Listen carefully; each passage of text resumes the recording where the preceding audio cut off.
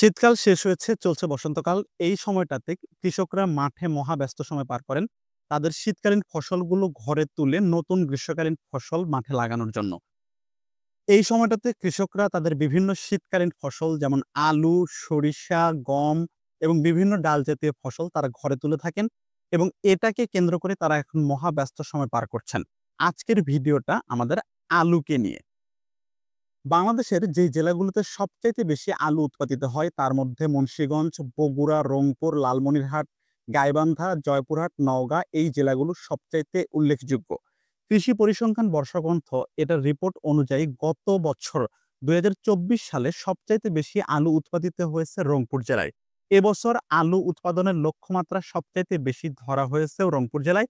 তবে এটা লক্ষ্যমাত্রা কি পরিমাণে দাঁড়াবে এটা আলুর যে সিজন এটা শেষ হলে বোঝা যাবে। আলু উৎপাদনের দিক থেকে সারা পৃথিবীতে বাংলাদেশের অবস্থান সপ্তম। বাংলাদেশের প্রধান একটা সবজি জাতীয় ফসল আলু হলেও আলু বাংলাদেশের স্থানীয় কোনো ফসল না। আলুর উৎপত্তি মূলত দক্ষিণ আমেরিকার আন্দিজ পর্বতমালার ওপরে পৃথিবীর সর্বোচ্চ যে হ্রদ টিটিকাকা হ্রদ, এই টিটিকাকা হ্রদের আশেপাশের অঞ্চলেই সর্বপ্রথম আলু চাষ করা হয়েছিল।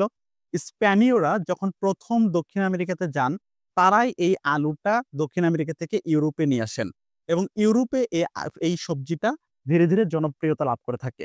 তবে একটা সময়ে যখন রাশিয়াতে আলুটা চলে গেল, রাশিয়ান পাদ্রীরা এই আলুটাকে শয়তানের ফল বলে অভিহিত করত এবং রাশিয়ানরা এই ফলটাকে বা এই সবজিটাকে খুব ভালোভাবে গ্রহণ করতে পারে নাই।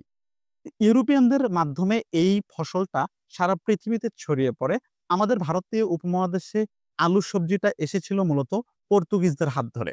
পর্তুগিজদের হাত ধরেই সর্বপ্রথম আলু ভারতীয় উপমহাদেশের এই যে মাদ্রাজ, তারপরে কর্ণাটক, উত্তরাখণ্ড এই অঞ্চলগুলোতে চাষ হওয়া শুরু হয়। পরবর্তীতে আমাদের এই বঙ্গদেশের আবহাওয়া, বিশেষ করে শীতকালের যে আবহাওয়া, এইটা আলু চাষের উপযুক্ত মনে করার কারণে ভারতবর্ষের প্রথম governor general lord Warren Hastings এর হাত ধরে আমাদের বঙ্গদেশে আলু চাষ শুরু হয়। ওয়ারেন হেস্টিং এর হাত ধরে সর্বপ্রথম কলকাতা, মুর্শিদাবাদ, নদিয়া ও আমাদের যশোর অঞ্চলে আলু চাষ শুরু হয়েছিল।